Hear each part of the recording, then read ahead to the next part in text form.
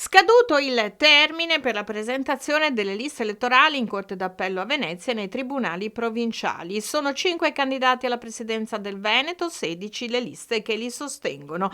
Giovanni Manildo, il candidato del centro-sinistra, si presenta sostenuto da 7 liste diverse: il Partito Democratico, il Movimento 5 Stelle, Alleanza Verdi-Sinistra, Volt, le Civiche Venete, Uniti per Manildo, che raggruppa i partiti di centro, e Pace, Salute e Lavoro, Rifondazione Comunista e Civici. Del centrodestra, Lega, Fratelli d'Italia, Forza Italia, UDC, Liga Veneta, Noi Moderati sono a sostegno di Alberto Stefani.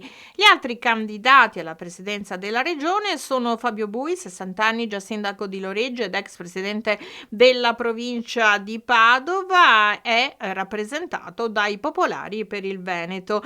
Marco Rizzo, 66 anni, di Torino, ex deputato ed europarlamentare di Rifondazione Comunista, ora in lista con una nuova formazione politica, Democrazia Sovrana Popolare.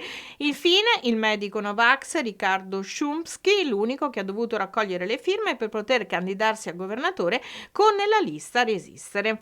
In Veneto si vota il 23 e il 24 novembre. La legge regionale prevede che il candidato presidente con la percentuale più alta di voti venga eletto se ottiene più del 40% dei voti, riceve un premio di maggioranza del 60% dei seggi. Si assegnano 50 seggi ripartiti in 7 circoscrizioni. Ad ogni circoscrizione è assegnato un numero di consiglieri proporzionale alla popolazione di ogni circoscrizione sulla base dei quozienti interi dei più alti resti. È consentito il voto disgiunto, si può scegliere un candidato presidente ed una lista non collegata. La soglia di sbarramento è fissata al 5% per le coalizioni e al 3% per le liste.